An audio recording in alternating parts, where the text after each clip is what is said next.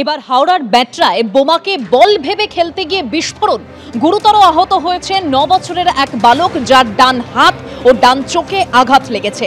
ভর্তি হাওড়া জেলা হাসপাতালে। মাঠে ব্যাডমিন্টন খেলার সময় মাঠের ধারে পড়ে থাকা বোমাকে মাটিতে ঠুকতেই বিস্ফোরণ ঘটে। আতঙ্কে রয়েছেন স্থানীয়রা। কোথা থেকে এই বোমা এলো তা নিয়ে তদন্তে পুলিশ। যাদবপুরে রেজিস্ট্রার নিয়ে শাসকের অন্দরেই সংঘাত। যাদবপুরে নতুন রেজিস্ট্রার ওয়েবকুপার প্রাক্তন সহ সভাপতি সেলিম বক্স মন্ডল নতুন রেজিস্ট্রার কাজে যোগ দিতেই ওয়েবকুপার অন্দরেই অভিযোগ আসছে। উপাচার্য জানিয়েছেন সেলিম বক্সের নিয়োগে চাপ দিয়েছেন শিক্ষামন্ত্রী। এমনই অভিযোগ উচ্চশিক্ষা সংসদ চেয়ারম্যানের নমিনি মনোজিৎ মন্ডলের। ঠিক কি হয়েছে জানবো। কৃষ্ণেন্দু অধিকারী এই মুহূর্তে টেলিফোনে রয়েছেন। কৃষ্ণেন্দু, কি কারণেই সংঘাত তৈরি হচ্ছে? দেখো, যাদবপুর বিশ্ববিদ্যালয়ের নতুন রেজিস্ট্রার আজকে যোগ দিয়েছেন সেলিম বক্স মন্ডল, যার পরিচয় তিনি শাসক দলের অধ্যাপক সংগঠনের নেতা। যে কমিটি ভেঙে দেওয়া হয়েছে ওয়েবকুপার, তার আগের কমিটির তিনি সহসভাপতি ছিলেন রাজ্যের, এবং তাকেই রেজিস্ট্রার হিসেবে নিয়োগ করা হয়েছে। উপাচার্য নিয়োগপত্র দিয়েছেন। সেই রেজিস্ট্রারকে নিয়োগ দেওয়ার পর শাসক দলের অন্দর থেকেই একটা প্রশ্ন উঠেছে। যিনি প্রশ্ন তুলেছেন তিনি উচ্চশিক্ষা সংসদের চেয়ারম্যান, অর্থাৎ শিক্ষামন্ত্রীর নমিনি। এবং সেখানে যে প্রশ্ন উঠেছে যে শিক্ষামন্ত্রী চাপ দিয়ে ওই রেজিস্ট্রারকে নিয়োগ করতে বলেছেন উপাচার্যকে, এবং উপাচার্য সেই কথাটাকে জানিয়েছেন, এবং সেই তথ্য তিনি উপাচার্যকে জানিয়েছেন। এবং শাসকের অন্দরেই যাকে নিয়ে নিয়োগকে নিয়ে বিতর্ক উঠেছে এবং শিক্ষামন্ত্রীর হস্তক্ষেপের অভিযোগ উঠেছে। যদিও শিক্ষামন্ত্রী দাবি করেছেন তিনি গোটা বিষয়টা জানেন না, এটা একটা অভ্যন্তরীণ বিষয় যাদবপুর বিশ্ববিদ্যালয়। উপাচার্য দাবি করছেন যে এরকম কোনো ঘটনা ঘটেনি।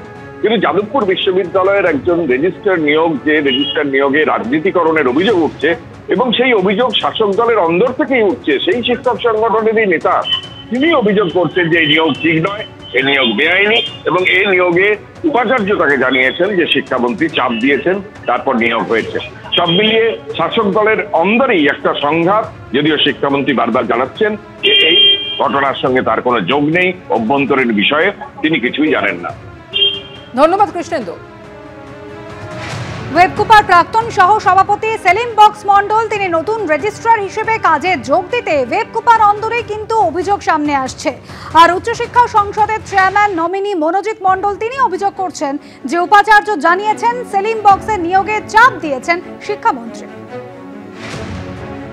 সেলিম বাবু নিয়েছেন বা অন্য কেউ নিয়েছেন, এটাতে ইসির কোনো অনুমোদন নেই। বলছিলাম যে আপনি আজকেই দরকার হলে এক ঘন্টার মধ্যে এমার্জেন্সি মিটিং কোন কারণে, কারণ স্ট্যাটুটরি ক্রাইসিস হয়ে গেছে।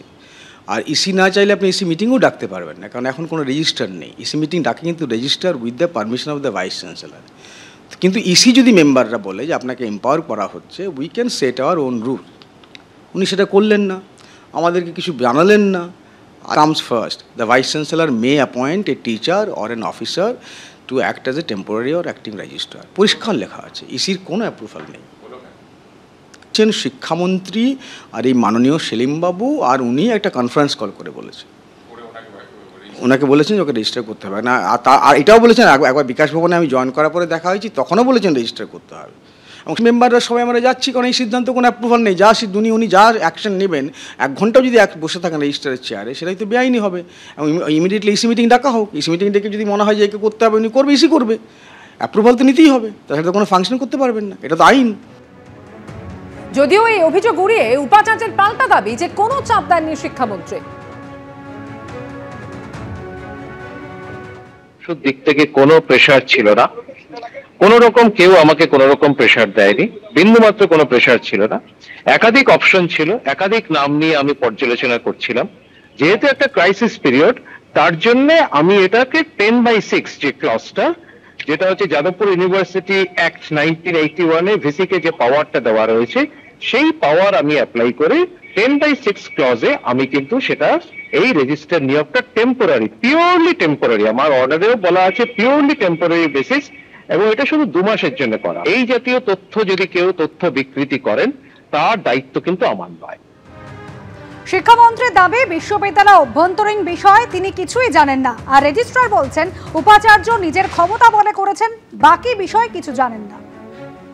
কে সুপারিশ করেছে, কোথায় করেছে কিছু জানি না। আমি একটা চিঠি পেয়েছি, যাদবপুর বিশ্ববিদ্যালয়ের উপাচার্য আমাকে বলেছেন যে ফর টেম্পোরারি অ্যারেঞ্জমেন্টের জন্য তিনি 2 মাসের জন্য বলেছেন যে একটা অ্যাক্টিং একটু দায়িত্ব সামলানোর জন্য আসুক কয়েকজনের জন্য।